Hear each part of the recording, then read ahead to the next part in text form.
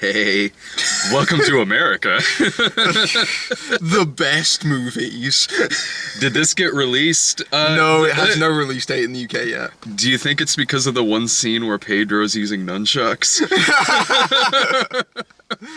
So, we went to middle school, the worst years of my life, which I spent most of this movie coming up with alternate subtitles for, like, oh god. Middle school, the most stupid way to spend 90 minutes this October, perhaps? You leaned over to me 15 minutes in, like, this is gonna be a long fucking 90 minutes. I knew exactly what this kind of movie was gonna be 15 minutes into it. And then it managed to go underneath my expectations. Yeah, we'll get to the spoilers later, because this movie went in some directions that I didn't think it was gonna go several times. I haven't been this annoyed at middle school since 1995. First of all, any movie with a title like this, I probably won't like. A title like Middle School, The Worst Years of My Life, unless it's about somebody who survives a school shooting, it's probably gonna be about some entitled little spoiled douchebag. And it is. Yeah. I guess the kid from Diary of a Wimpy Kid got too old, so we have another possible franchise now about a kid who's an artist and his drawings come to life in animation. They're pretty shameless about how much they crib from the Diary of the Wimpy Kid movies if they were really fucking stupid. I mean, it's amazing. I was having real problems with those animation sequences because by themselves, they're actually kind of fun, but they also stop the movie completely whenever they happen. Towards the end in the climax, when it cut to about 15 minutes of an animated car chase, running over an armadillo and shit, like, fuck, can we wrap this up? It's because if there wasn't an animated sequence, that climax would be over in 30 seconds. Yes, it would have. With God forbid, they don't rush to the climax of this thing. So I'll stick with, like, One Crazy Summer with John Cusack and his doodles. I'll be fine with that. Yeah, you can tell that the people that animated it were really thinking that they were Chuck Joneses, and no, they weren't. No, they weren't. If you've seen the trailer of this movie, and you get the vibe that you'll probably root for the adults in it, or at least one adult in particular, Andy Daly as the principal. That's very much the case. I did kind of spend most of the time rooting for Andy Daly, because he was the best character in the movie.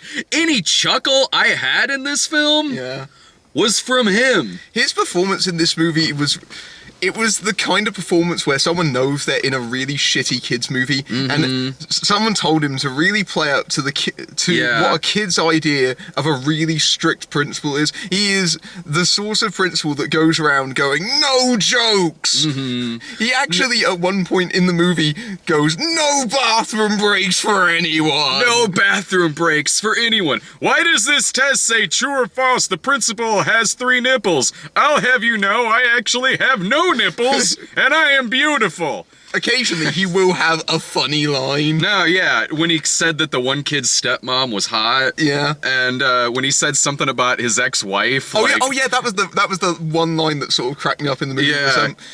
My wife told me that I really shouldn't be taking the Blair test so seriously, and that's why I left her. Yeah. Who's laughing now?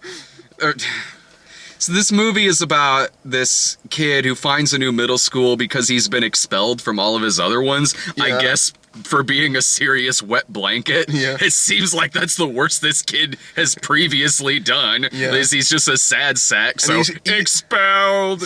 He's got an annoying little sister that the first time we see her is literally she walks into her brother's bedroom after the alarm has just gone off at 6 a.m.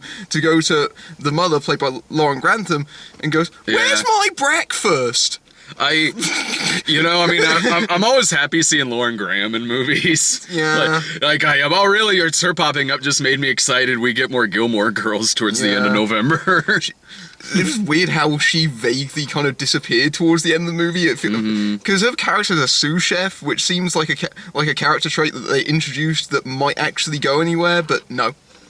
No, unless that's a plot point in the book. Yeah. I know this is based on a series of books. This is based on a book like Diary of a Wimpy Kid. Yeah, and I don't know which book came first in between those two, but given that the movie, there's 3 Diary of a Wimpy Kids before this. Of course, that's what I'm going to think about watching this. It probably is more recent because they did a shitload of cultural references. It does that annoying thing that all the kids movies do that tries to prove that they're really hip. Oh, when he was bringing Drake into his lesson, the teacher, which by the way, that wasn't the first sign. That was when they did an Uber joke, and then they followed it up with Facebook jokes, and then that was like the last straw. Because Adam Pally is the cool teacher. Did you notice that you could see where the chalkboard had been erased from previous takes? You could see that chart that he soon draws in the take because they'd shot it a few times and didn't quite erase it all the way.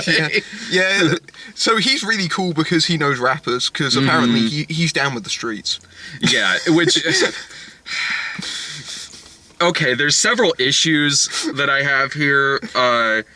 They prove in this movie that this is the worst teacher in the school. Yeah. Like, because... he's teaching the remedial class, and he's pretty bad at it. Yeah, like Andy Daly honestly brings up several good points in this movie, one of which being that... Because the arc in this movie is that it's 8 weeks out from this test, that all the standardized testing. The BLAR test. The BLAR test. They keep telling you that over and over again. Yeah, 8 days till BLAR, 7 days till BLAR.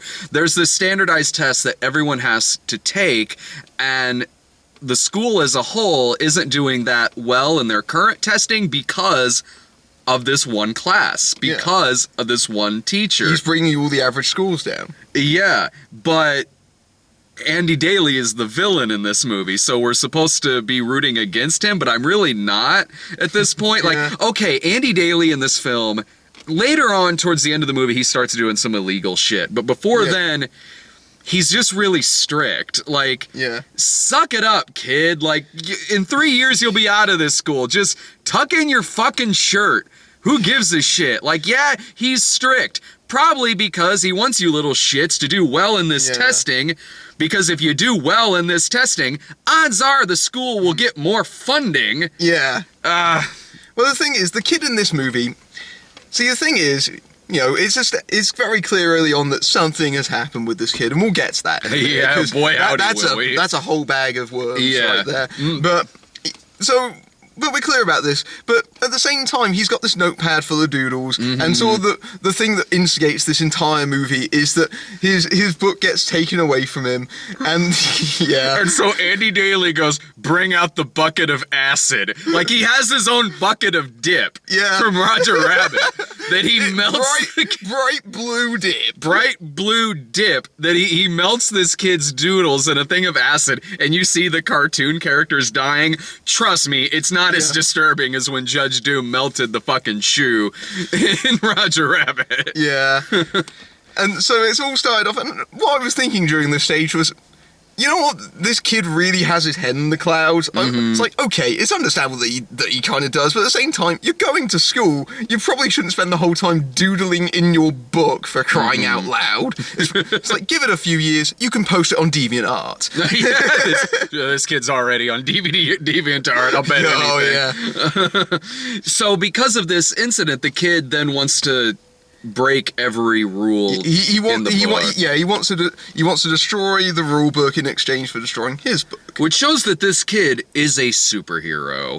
Because, first of all, this school has the worst security I've ever seen in any movie about school. It doesn't matter what decade the movie was made. This movie takes place in the present. This school has the worst security because he just comes and goes in there anytime he wants to vandalize shit, but even the vandalism he does would take 20 people probably a full week to do, which this one kid does just by simply going in early. You leaned into me when at the very first post-it note sequence. Yeah, the post-it.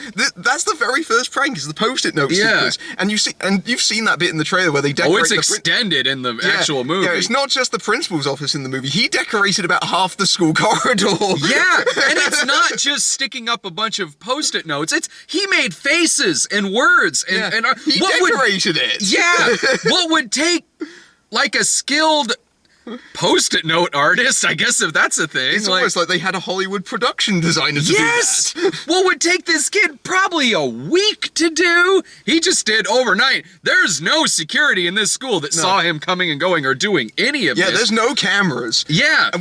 And I think it's almost established in the movie that there's no cameras, because near the end of the movie, the IT student, the one that we can clearly tell that he has a crush on because she's creative. Yeah. Who has to stop the movie dead to explain VHSs to him? Oh, that scene was so cringeworthy. I could feel you stewing in the seat. But this is a box that goes inside a bigger box. Yeah, it turns out that she's been technically illegally recording inside the school and set up her own surveillance system. So basically there to expose a crucial plot point. So it's basically there to expose the principal for doing all the illegal stuff, as opposed to the kid doing all this illegal stuff that would get him caught in a heartbeat. Yeah, whether it's like hooking like the dye to the sprinkler system. What if there was a real fire? I was just thinking during that sequence, what if the paint got in everyone's eyes? Or like the room full of balls too. I'm just like, it would take so many people so much time to do all that. Yeah, they had to perfectly close the door behind him. It would honestly make sense if this movie was written in the 80s. If it was written to where, like, it wouldn't make sense regardless, but because of the fact that this movie would only be 5 minutes if anyone bothered to use any kind of recording device, it makes me think, like, was this movie written 30 years ago? Like, because, okay, there's a subplot from Rob Riggle playing a loudmouth doofus, because I've never seen that before in 1,000 fucking movies. That act wasn't old in the first time he does it, let alone the 50th time he's done that now. Not to mention, in this movie, he's playing Alec Baldwin's character from Cat in the Hat. Right down to, he's the evil mom's boyfriend, to the fact he wants to get rid of the kids by sending them to military school. So the mom doesn't see how much of a jerk he is, but the kids do. The kids do see... Yeah, he's a womanizing prick. Yeah. If only the kids had some kind of device on them that could record him doing this. Yeah. And it basically is a setup for all these animated sequences where he's a bear that exist solely to pad out the running time. And even during those sequences, I was still going, well, the kid's a real shit, so I'm kind of siding with Rob Riggle's character. I side with Rob Riggle's character on one point. Other than that, he's just there to be a loudmouth doof, like the stereotypical Rob Riggle kind of movie role. But there's one part in the movie where he suggests that the kid needs therapy. Yeah, and that's the one smart thing he says in this movie. He's really obsessed with his car, and I bet you've never seen a movie before where someone's car gets trashed because it's their prized possession. I did like how that was eventually at the end of the movie she leaves him because he's abject about the car being stolen, because apparently that's not a thing he should be worried. That's not a thing he should be worried about while the kids are also missing. Right, like there's like 1,000 other things you could have left this guy for. What the fuck? I do like how most of the plot points in this movie just fizzle out. They don't really have any sort of major impacting conclusion. They just sort of... Not really. We're just wrapping the movie up now. Okay, fair enough. There's one thing, though, because this thing about therapy transitions into this other point about this. So, the main character, Rafe, he has a best friend in this movie. And I've seen this other kid actor before in some other things, but I can't think of what. Yeah. So he's like the best friend that you see in a lot of movies like this. Like, if this movie were made in the 80s, he'd be Curtis Armstrong. Yeah. So you find out as the movie goes on that at one point, Rafe had a little brother, and the little brother got sick and died. Yeah. Now, I know you see where I'm going with this, but trust me, we didn't when we were watching the movie. I kind of felt stupid after... Well, actually, I didn't feel stupid over where this was heading, but go on. Here's how it plays out. Like, so... he's with his best friend through a lot of this movie. Like, he sneaks in through the window, he helps him set up his pranks. Like, he's the high school movie goofy smart-ass friend. So when there's this dramatic moment with Rafe and Lauren Graham, and they're talking about how much they miss the brother, the camera pans down to this old picture of all of them together, and the brother is the friend. Yeah. He's been talking to, like, fucking Charlie St. Cloud throughout this whole fucking movie. Nick Sparks this shit. And I seriously sat there like, what? Like, out loud, I think I went, oh, man. I laughed at that moment. We both turned to each other like, I can't believe we both fell for that. Here's why I fell for that, because who goes into a movie like this expecting a Shyamalan twist? Yeah, I was also thinking, well, who goes into this movie expecting something so stupid to happen? It gets dumber. Standards. It gets ridiculous, because when the love interest is secretly recording all the stuff in the hallways, she does record him having a conversation with nothing, because he's talking to a ghost. So you're thinking when you're watching it, like, okay, are we just seeing it like this, and maybe this isn't really happening in reality, that he's having a conversation? Like the cartoon sequences. Yeah. Like, okay. But no, he is actually talking to his dead brother. Yeah. He's talking to no one. He's having a conversation with no one, and the love interest is like, I think that's sweet. Or something. The kid sees animation come to life in front of him, and he's talking to ghosts. He does need therapy. Yeah, he needs some serious help. The funniest bit was at the end of the movie. When he's talking to the kid, and it turns out she's been waiting in a bush behind behind a tree. But you missed a crucial point about that ending sequence, which is, yes, the dead kid ghost does leave. Because when the movie is all wrapped up, it's night, and he's in front of the school, and he's talking to the dead kid, and then a spaceship shows up. I wish I was making this up. Yeah. Then a giant animated spaceship. A giant animated spaceship shows up that does the beam that sucks the kid up into it, and he's bye, like it's E.T. And he's bye, and then the kid's looking up and waving, and the spaceship leaves. Pan over, the love interest girl was watching all of this happen, but again, is just kind of like, hey, like she's clapping because, like, he had an inside joke that he said with the brother, and she didn't know what that meant, so she asked him what that meant, not wondering why he's talking to nothing, looking up at nothing in the sky, smiling and waving like a lunatic. But no, that's charming, you know, like, oh, that's cute. And then in that same scene, they have their first kiss, him and the girl, after he's talked to a ghost who left in a spaceship. What the fuck? And that's how the movie ends. That is the movie ends in space. Yeah. The movie literally ends in space.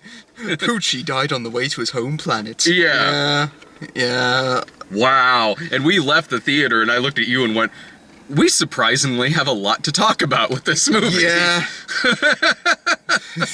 Middle school, how to commit criminal property damage. Yeah. Uh-huh. Like they commit loads of crimes in this movie. I mean, there's the fact that they tampered with the sprinkler system, they steal Rob Riggle's car, they destroy it, which Lauren Graham is like, that's really funny. It's like, no, he could call the police. And yeah, this movie, like, I've seen plenty of shenanigans movie where they do illegal stuff throughout the whole thing, and you laugh because the movie's well written, or it's got likable characters, or maybe there's enough, like, minor context to it to where you easily forgive shenanigans that go on in a movie like that. Look, one of my favorite 80s comedies is Weird Science, like the granddaddy of, like, 80s shenanigans movie. Yeah. Is there illegal stuff in that? Lord, yes! Yeah. But you're rooting for these guys. Because, you know, they're bad with women, they get picked on a little bit. You're rooting for Gary and Wyatt, you know? Like, yeah, go ahead, Gary, drive like 120 miles an hour. If it means you get to have a kiss with the cute blonde girl, go for it, man, do it. In this, Look, just suck it up, kid. It's Like, tuck in your shirt. It is. Fuck. It is for the most petty of reasons. Yeah. And it's a stupid middle school feud with the head teacher and the. Like, I love how the movie is all shocked that the head teacher does illegal stuff, because he frames the class at the end of the movie. He frames the class by putting all the stuff that has been used for the pranks into the lockers of this class. He tries to artificially raise the test by suspending all the students in this class and firing It's a King of the Adam's Hill Alley. episode, Yeah. too. And so there's that, and the movie's meant to be, oh my god, what he did was illegal.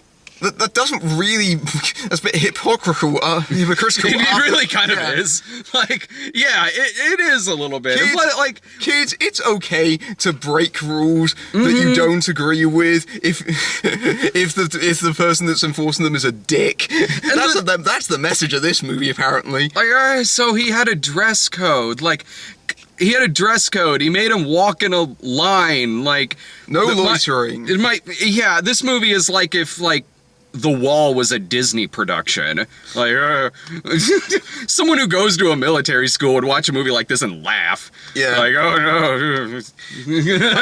I did love how going to military school. We fucking established that you have been kicked out of all the schools in the area. You had to make sure that you didn't get expelled from this one.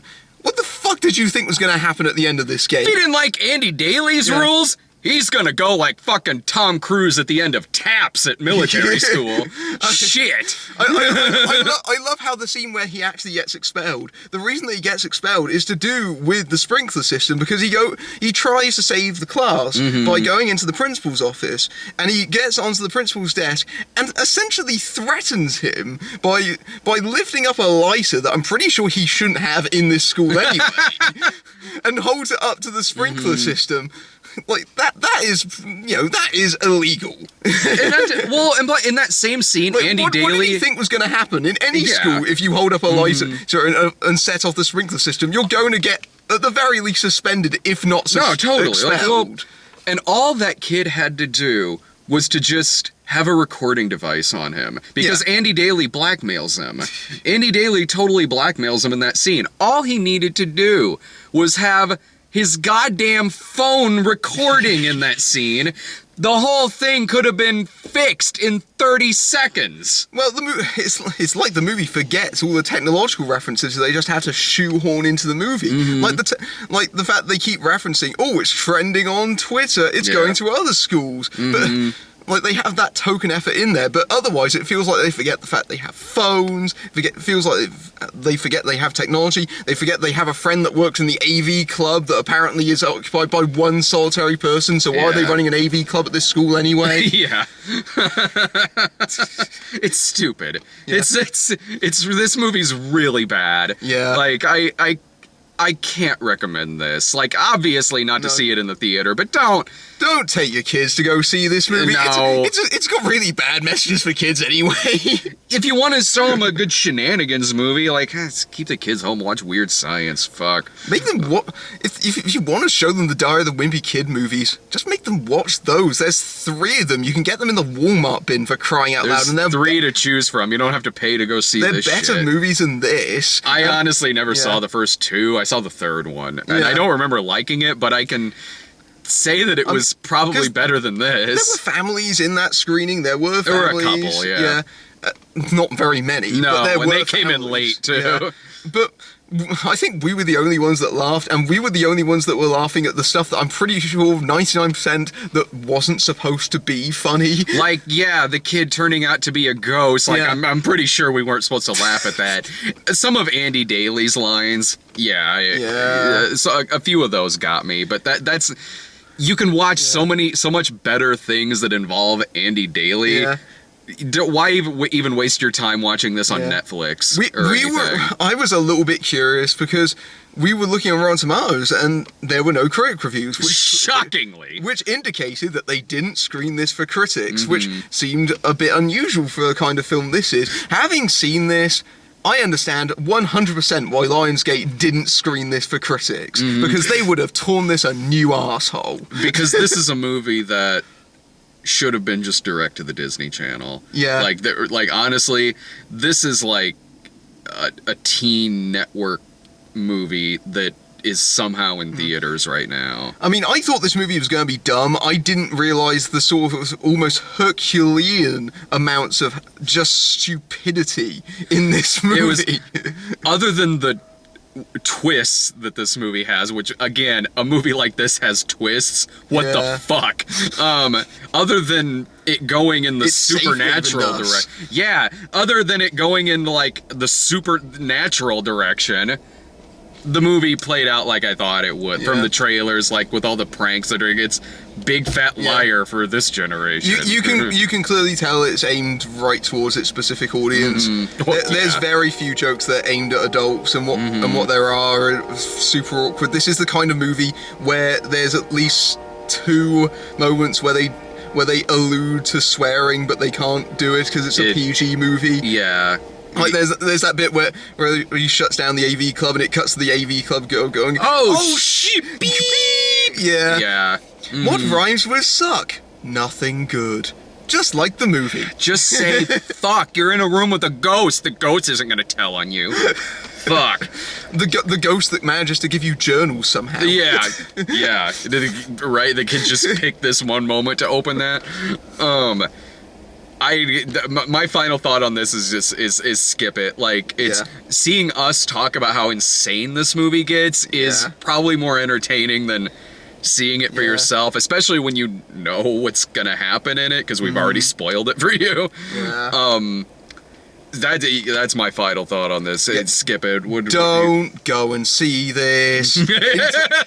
In 2 weeks, this movie will be gone and will be quickly forgotten about, and then some idiot will review it on the internet.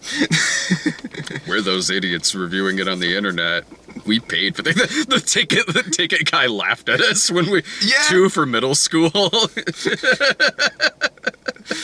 We're adults. From middle school. Hey, I have got Bucks babysitting. God, I haven't felt that uncomfortable since saying 2 for little boy. Yeah. Shit. Well, we're about to go see Girl on the Train. Yeah, we just heard Emily Blunt go past, so, yeah. Yeah. Right? Oh, thank God the movie's arrived. See ya. See ya.